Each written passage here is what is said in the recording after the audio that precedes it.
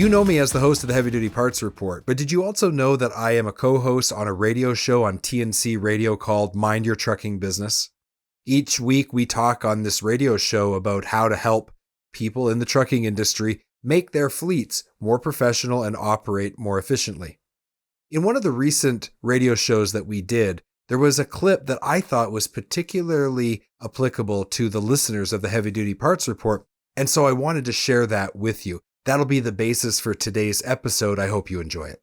Well, a lot of things are ruining people's summer, not the least of which is what's going on in the economy right now. And that impacts an area that we wanted to talk about tonight. And that's something that a lot of drivers are familiar with, but maybe they don't have a lot of information on. And that's the semiconductor shortage that's been going on. It's a big problem. I know from the perspective of the world that I work in on the heavy duty parts side, we've seen trucks, new trucks not being able to be produced in sufficient volume. We've seen the issue with not just semiconductors, but anything electronic really causing issues, shortages on sensors and other electronic components. And of course, this is holding up trucks. We've heard reports of trucks being parked for over 6 weeks, just waiting for one part. And, even on the automotive side, a friend of mine bought a new pickup truck and almost none of the buttons worked. And the dealer said, "Don't worry. When we get the different components in, we'll call you on a recall and we'll install them one at a time." So it's a big issue, and it's affecting trucking as a whole. It's affecting the industry's ability to be able to do what it needs to do to take care of society. And the problem too, it's self-inflicting. Okay, because one of the things you got to do when you have a shortage is to get parts from point A to point B. But if you have a shortage of trucks because of the shortage of chips, now you're having trouble getting stuff from A to B. Well, and then it also has a further impact on inflation, because as long as demand is in excess of supply, we're going to have strong inflation, and it's going to really, really hurt the everyday consumer. And so that is also a positive feedback that is producing anything but positive results. And add to that, okay, so now the Fed hikes up these interest rates, and you have both public and private entities that have been working together to try to get more manufacturing in the U.S. And back in, as recently as the mid-90s, U.S. supplied at least a third of the world's semiconductors. Now it's closer to 10%. Okay, so a lot of work's been going on in Texas and Indiana and multiple states where they're looking to put together new manufacturing plants that can build out the semiconductors. But the problem now, Jamie, that they're running into is money is going to become harder to get. But, on purpose, because we had to slow down this red hot economy. And so some of the same places now are like, are they going to be able to produce the plant and do the manufacturing later? Because we originally thought this thing would finally calm down about a year from now. I'm not as sure now that we're going to be able to make that goal. Yeah, it definitely doesn't look like it. And, as what happens in the US, Canada follows. And we know that now that your feds have released their decision to go up a full 75 basis points. And I fully anticipate that the feds in Canada will follow suit. And that's a real blow to both of our economies when it comes to stalling investment in domestic manufacturing and freeing us from the reliance on a very precarious global supply chain that is not able to keep up with demand. So, Tom, let me ask you something. Where does it go from here? Like you said, you're thinking that this could stretch out more than a year. What is the full impact on the trucking industry? How do we see this playing out? I'd like to know more. It's kind of this weird infinite loop that we're getting into, because a lot of what we need semiconductors for is the production of not only the things that move product, but help us build product, right? So if I need, say, new equipment so that I can build a new manufacturing plant, guess what's in that new equipment? Semiconductors. And then, but if I can't get, you understand how I'm saying it gets in kind of this weird infinite loop. If I can't get semiconductor to build my semiconductor plant, then I can't increase my output so that I can fix my problem. Well, and we see that with trucks too, right? Like we don't have semiconductors for new trucks, but then you have shortages in things like sensors. So then you can't fix the older trucks and then they're sitting. And then of course that means that trucks aren't delivering product.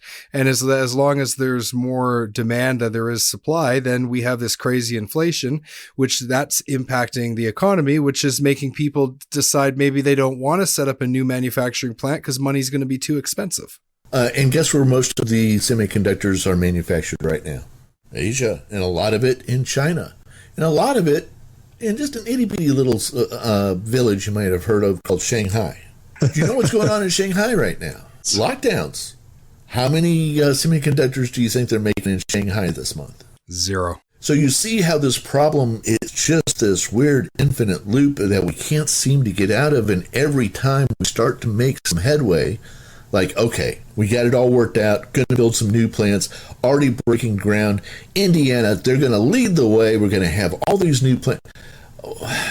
Well, we ended up with all sorts of bad weather in Indiana throughout the winter and spring, so we didn't make as much progress there as we wanted to. And it's not like they go, well, you know what, for semiconductor plants, we're not going to raise interest rates. Exactly. It affects everyone. In the process of trying to slow down this red-hot economy, it's going to make it that much harder. Now, you put on top of all of this what got us here, okay? And I think this is worth exploring a little bit because it's maybe not as clear to some people what got us here as it is to others. We had two things happen at once that really created the issue. One was COVID. And that's what everybody thinks of, right? They think, okay, we had lockdowns, people couldn't go to work, and that put us behind by a couple months. And then we had, then things started to open up again, then we got locked down again. So, okay, at the very most, we got put behind 3 to 4 months. But Tom, we're now a couple years out, and we've got people like the CEO of Intel back in April saying that they don't think this is going to be solved until 2024. And the minute that he said that to CNBC, their stock price dropped by 6%. So chances are it's worse than that, but he had to mitigate what he was going to say because he knew it was going to have a negative impact on their company valuation. So how is it that a couple lockdowns in 2020 is causing grief for us that's going to extend beyond 2024? So you take the COVID stuff, and now the COVID was a double barrel problem. Okay. Yes, we made less chips because less people were there. But even beyond that, because everybody was at home, there was suddenly this spike in demand that nobody saw coming. And everybody wanted new laptops, new PCs, new cameras, and all of the different pieces that allowed people to communicate and work with each other in a remote setting. If Intel was the only issue, their competitors would have just beaten them up, and maybe Intel survives, maybe they don't. Okay? Right. Big companies have made big mistakes before. Sometimes they survive, sometimes they don't. Sometimes they have to rebuild themselves and become something new. But now you add on top of that the COVID issue. Okay, and now I'm talking about the not producing and not having the raw products that they need to produce semiconductors throughout the world. Okay, so you got that going on, and now add on top of that huge new demand. Yeah. And people forget sometimes that it's not just about getting people to show up at the factory to actually manufacture. You're absolutely right. It starts with the raw materials. And so if you had people not working for months on end, it takes time to get a mine going again, to get a trucking outfit in there to move the raw materials and get them to the manufacturing facilities. And that might involve also marine and sailing them. So this is not something that you can just shut off and turn back on like a light switch. It takes some time to get things going again. Add to all of that a key component to putting semiconductors together is what? Plastic. Where does plastic come from? It comes from petroleum products. Have you noticed anything about petroleum prices recently? Yes, they are out of sight. Because for a number of different reasons, and a lot of that's decisions that the governments from the U.S. and Canada made. I'm not saying whether or not they were the right decisions or wrong. It's immaterial to the conversation. They made decisions that impacted the cost of producing petroleum products, okay, and the supply of those petroleum products. Now, so you've got less work going on, more demand going on, a big mistake by a big company in the midst of all of this, and now throw on top of that the competition of the world market, and now let's add in a war. Right. We just like slide that on top, right? That's the terrible cherry on top of a terrible cake. Exactly. So you put all that together, no wonder we're here. Any one of those things, if they would have been different, maybe we wouldn't be where we are. Okay. But you add all of them together and it puts us in a really tough spot. So, Tom, maybe on the next segment, what we really can talk about, because this is what people who are listening right now want to know, right? If you've got a trucking fleet, or even if you're an owner operator, if you've got one truck, you want to know what the future is going to hold, and you want to know what kind of decisions you should be making to try to protect your ability to keep your fleet on the road and doing what it needs to do. So I'm looking forward to hearing, Tom, what you've got to say about that on the next segment. Don't have a heavy-duty part number and need to look up a part? Go to parts.diesellaptops.com or download the app on Apple or Android to create your free account. Looking for high-quality fuel injection for heavy-duty applications? Having one supplier for fuel injection allows you to better serve customers by providing them with a complete line, which increases your sales and profitability.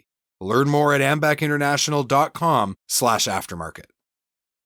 Really, when you think of the semiconductor worldwide shortage and the impact it's had on the trucking industry, I guess what I'd like to talk about is what strategies should a truck operator use and what decisions should they be making around looking at buying new equipment versus keeping old equipment, and how can they weather this storm, and what can they do to try to mitigate some of the impact of this semiconductor shortage on their ability to operate their trucks? Like I said, I wish I could wave a wand and tell you nothing but good news here. I'm going to give you some of the bad news up front.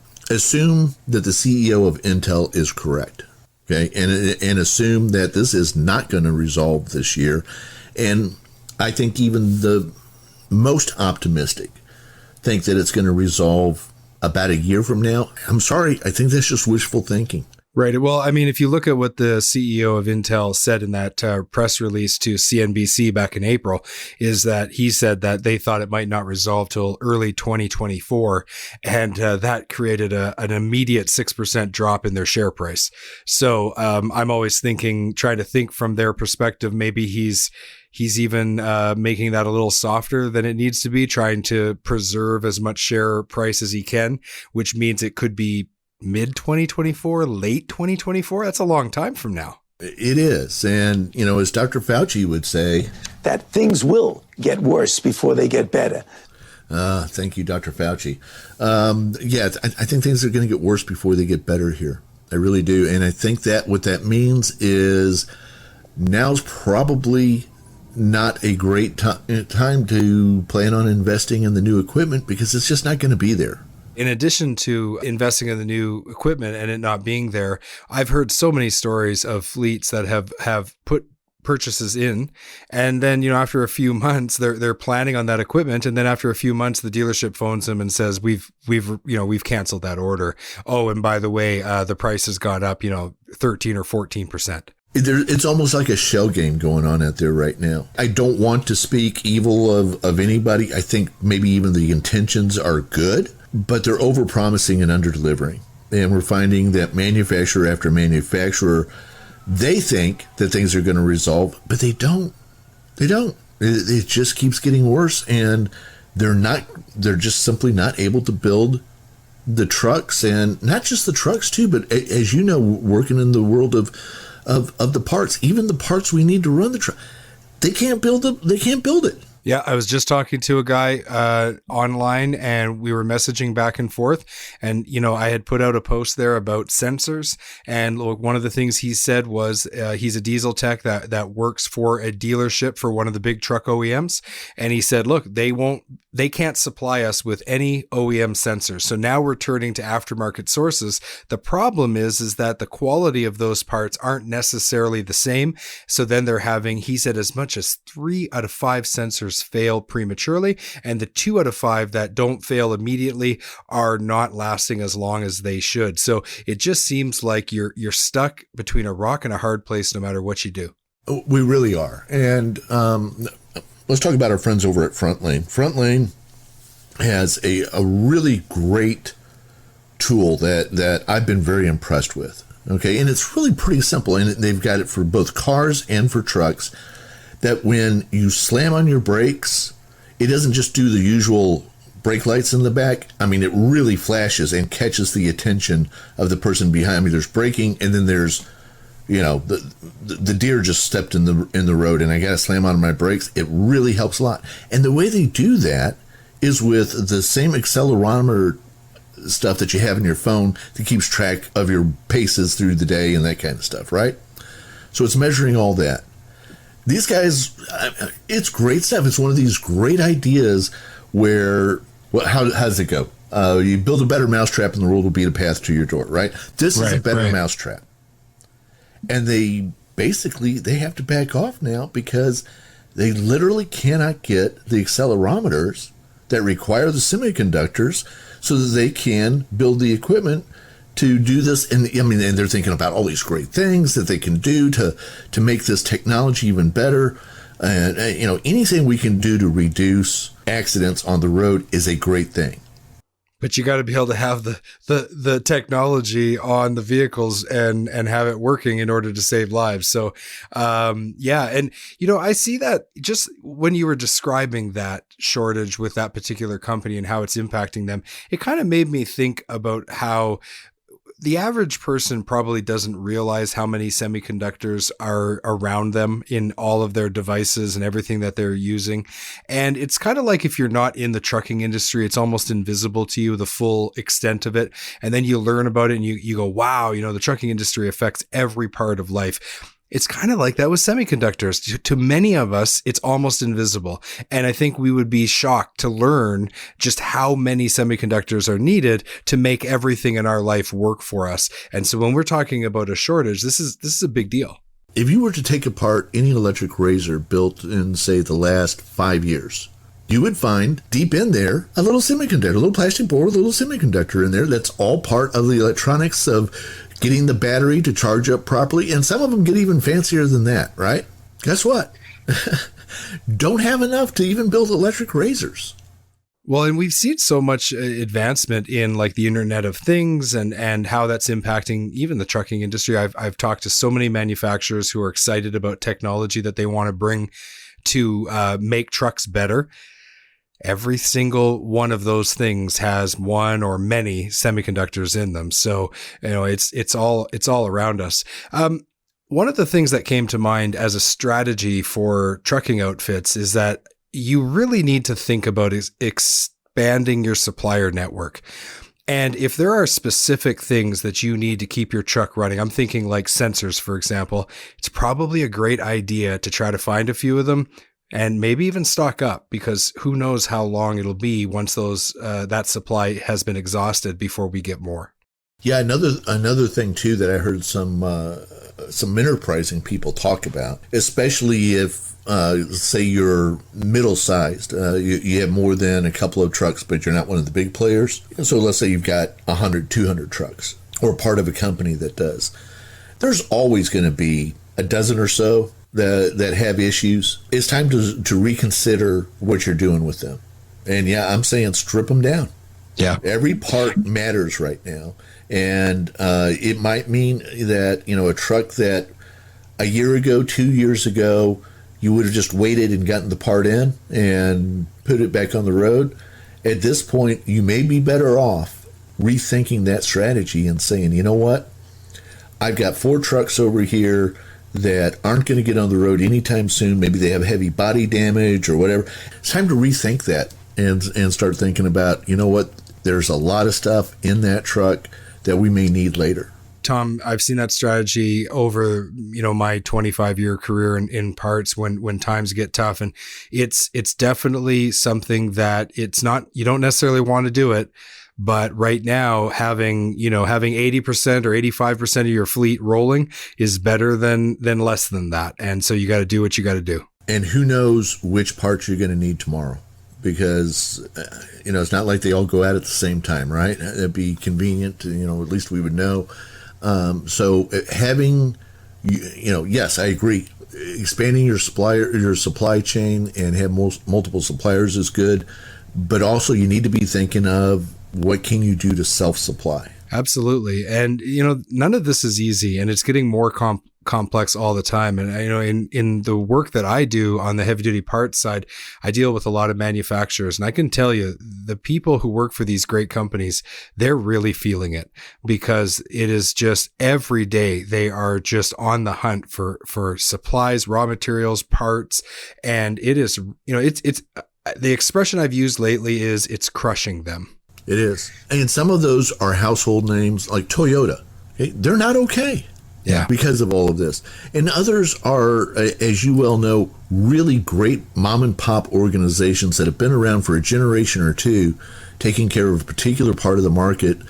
And for the first time, they're looking in the mirror wondering, can they weather this storm? Because it's awfully hard to sell parts that don't work. That's right. That's right. I mean, at the end of the day, you're better off to say I can't supply it than you are to sell something to someone that then puts them stranded on the side of the road. Exactly. I think that's the thing that we want everyone to know about Mind Your Trucking Business. We're here to try to help you with strategies. It's not just to, frighten you with all of the bad news, but rather, we're not here to try to raise your anxiety, but we do want to give you some strategies that you can use to actually make your business more successful. So a good friend of mine is the founder of a company called truckpartsinventory.com. And on truckpartsinventory.com, what you're going to find is you're going to find a marketplace that connects all of the salvage yards and salvage businesses in the United States and Canada.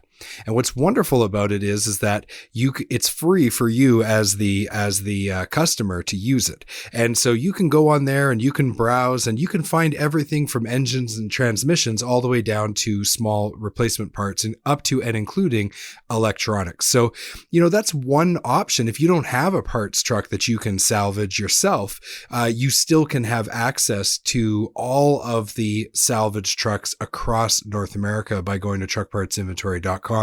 And I really think that this is a good strategy. We're going to have to get, I talked about this earlier, Tom, about expanding your supplier network. And it's not just about finding aftermarket or independent tier 2 suppliers in addition to your truck dealership that you go to. It's also about finding these salvage companies that might be able to help you find a part. And you think to yourself, well, salvage has got to be all old trucks, right? Well, no, because trucks have accidents. Trucks have other things go wrong. There might be a storm of some kind where a lot of damage was done and they decide to write that truck off. But the semiconductors in that truck are just fine.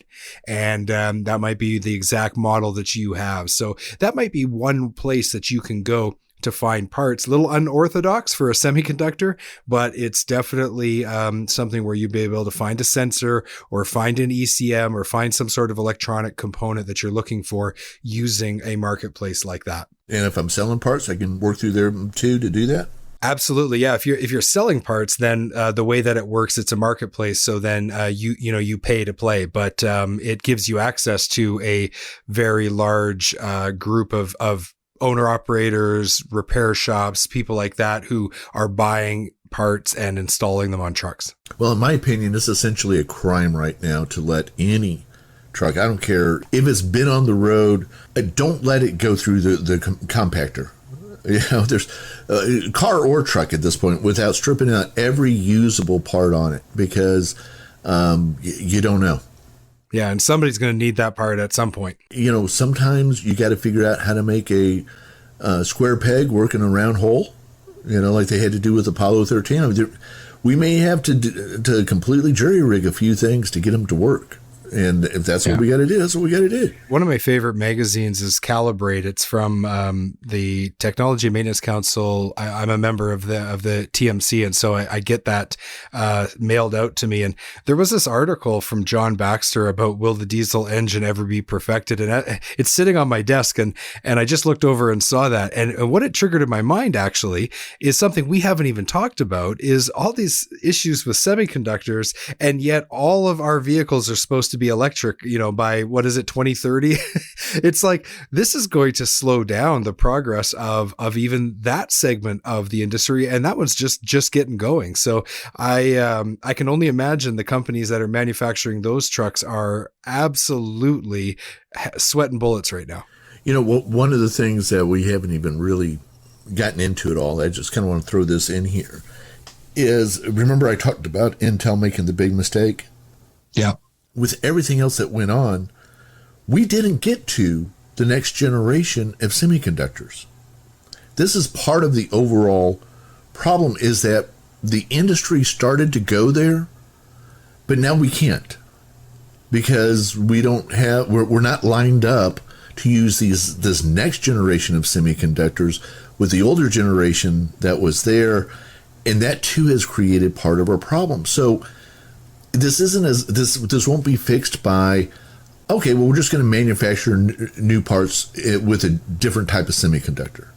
Which the problem then becomes that if we had the newer technology, we wouldn't need as many semiconductors.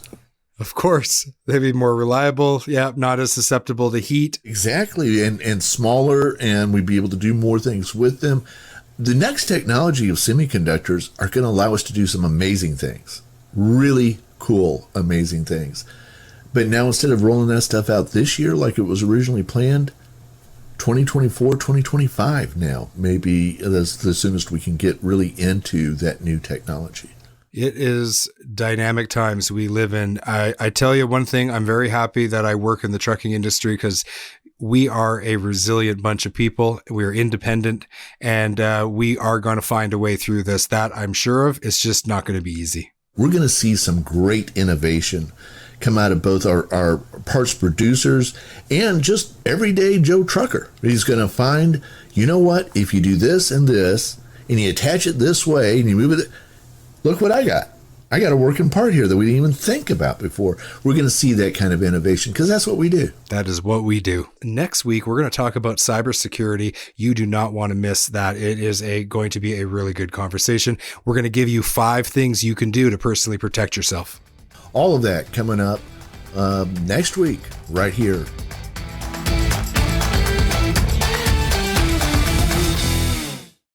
Thank you for watching this video. Click here to subscribe to the Heavy Duty Parts Report YouTube channel, and click here to watch another great episode.